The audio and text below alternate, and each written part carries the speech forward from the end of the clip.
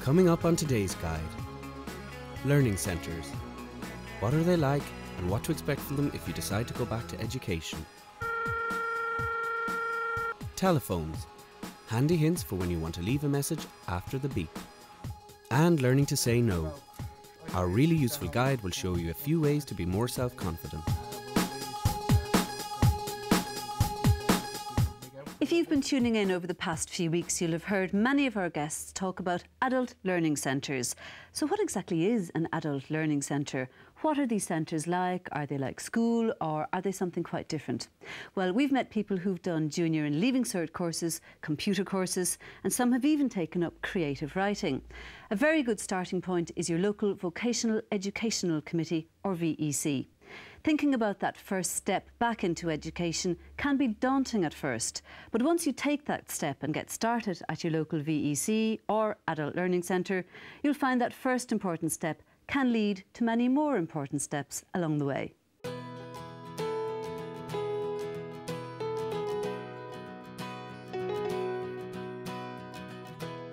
All around the country, adults are returning to education to learn subjects as diverse as woodwork, Japanese and oil painting. If you've been considering returning to education to improve your reading, writing and number skills, there are a number of different learning centres around the country for people of all ages and abilities. The Kerry Adult Literacy and Basic Education Centre, based in Tralee, is one of these centres. Because many of our learners have had very negative experiences with learning, we try and provide a very friendly atmosphere. Even our group tuition, the classes are very small, about 10 people. If a learner does not want to go into a group, they can have one-to-one tuition.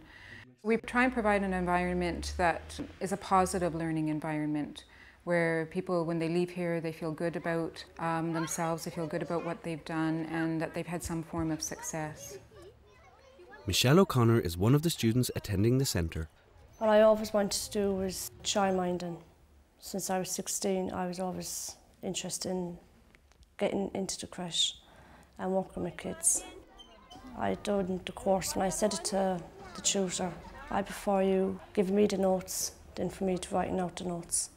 The reading is not as bad, but it's the spellings. And she was like, oh, you'll be all right, you'll be grand. It was only one day then I seen everyone taking notes down. I was like, no, I can't do this. And I never even told the tutor I was leaving, I just left. It was my Auntie Anne that taught me about adult education. When my Auntie Anne then explained that it's to do with English and they help you to read and spellings and stuff like that, and they give you time to break up the words. All I remember Anne was saying is the two big blue doors, Michelle, you won't miss that, and it's across the way from the library. I walked it and I got far as the library. I was like, oh, here are the two blue doors. Am I going to do it or am I not going to do it? I knew Anne was there, so I knew someone. When I walked in, it was just like they were just introducing each other, like. And it was just when I got to know people then, I opened up to other people, like. Specific to this centre, we offer the reading, the writing, maths, computers, FETAC communications. This year we've been able to offer art, drama, and we offered Worldwise, or information about third world countries. Courses we run are really determined by what the learners want and what the needs of the learners are. So when we're planning our courses, we're really asking our learners what it is they want to have on offer and what kinds of courses they're interested in doing. Sure. You've written, I would love to swim with fungi. Could you explain to me why that makes a full sentence? You start off with a capital and you end your sentence then with a full stop.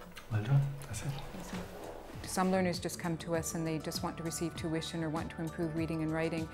But some learners eventually would want to have a certificate or something that shows that they've actually completed these courses, and that's possible as well. Just like the students, learning centres come in different types. Youth Reach centres, community training workshops and VECs can all offer tutoring in reading, writing and number skills. So if you know of one near you, contact them for more information. Shops, church, can you think of anything else? I come to this centre 5 days a week, tutors are very, very understanding, they're very helpful. If you're ever stuck in something or you wanted something done, they're always there for you. It's good when someone comes up to you and says, I'm in the same boat as you. You're not alone, you're not the only one that can't do this. It's only since Diane taught me about this place, I have never looked back since.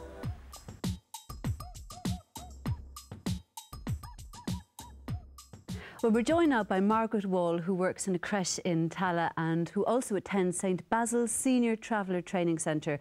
And we're joined by Rachel Farrell, Director of the centre. Rachel, what exactly is a Senior Traveller Training Centre? What goes on in one? Good question. The training centre started to develop in the 1980s in Ireland because they found that travellers weren't engaging with school very well, partly because it wasn't culturally appropriate and they didn't feel that comfortable there and they were dropping out early or not going at all. So they started developing in the 1980s, and actually St Basil's started in 1981. I've been hearing about it for years and it is one of the best, and there's a huge variety of stuff that goes on there, different courses. Like what? Well, besides the basic stuff like literacy, which would be very important obviously, and maths and personal development and home economics and cookery and computers now has become a big thing for us because more and more our students are happily progressing into employment and further training. We're really lucky being based in Tallaght because it's like a hotbed of activities.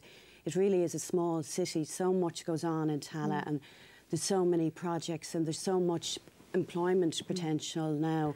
St Basil's is a very busy place. It is. Now, Margaret, you've done a few of the courses there and you now work in the creche, and in fact you were so brilliant that they decided to offer you full-time work. How did you get involved in the start? Well, at the start I think St Basil's is really good because I never actually went to secondary school, and I just got everything in St Basil's Training Centre for the creche, and I done more like personal development studies and things like that with Rachel. What made you go along on the first day to St Basil's? It was just that, well, my cousins and everything is in it as well, so I had friends there that could actually talk to when I was at it. And how did the creche happen then? Well, I'm very interested in children. I always mind children, even my aunt's kids and everything at home. So they must be delighted. yeah. And well, I just really like children, so that's why I really went with that. Yeah. Rachel, traveller culture has a long oral tradition and, you know, we hear about stories being passed down through families and songs that were sung to pass on information about traveller culture. But do you think the written word is becoming more important in the travelling community?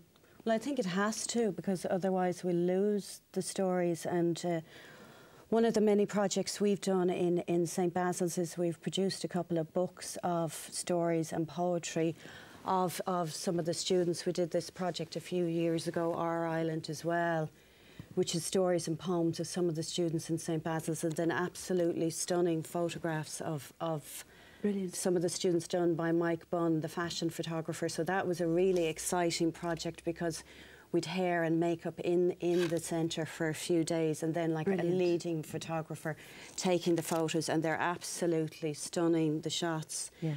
And you're in one of these, Margaret, as well, aren't you? Well, then last year we did this lovely calendar that arose out of the students bringing in their own personal photos and working with Gary Hubbard, who's a photographer. And the images were so stunning. There's a photo of Margaret now and her friends on holidays.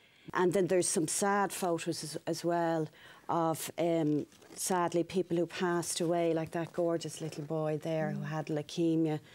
And the calendar was called Celebration and Loss.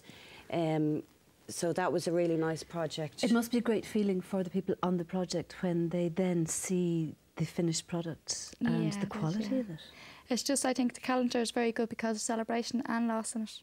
Yeah. Where there's photographs of people that is now dead, and there's people of actually getting out there like celebrating. Yeah, and it was great fun to be involved in too, Yeah, I'd say, it was, was yeah. it? And are there other courses that you'd like to do there now, Margaret? Well, when I was there, I liked doing the cooking class because I'm not really good at cooking. That's one I should do as well. So I'll get to learn a few tips on that. Yeah, I noticed that there's also speaking of language and writing and literacy skills.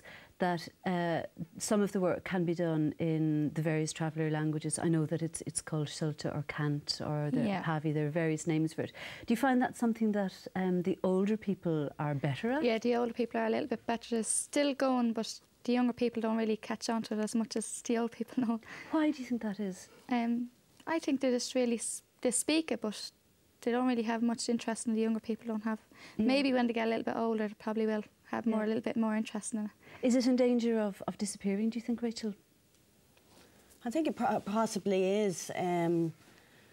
But I know, like, the older women in the centre would know it and they would have taught me the odd word as such. And I suppose, like, any teenagers don't tend to be interested in history or heritage till they get older. So I'm sure Margaret will when she's older and when she has children to pass it on. I mean, it's just one of many aspects of traveller culture that I don't feel the wider community is aware of, and I think it is important to preserve it.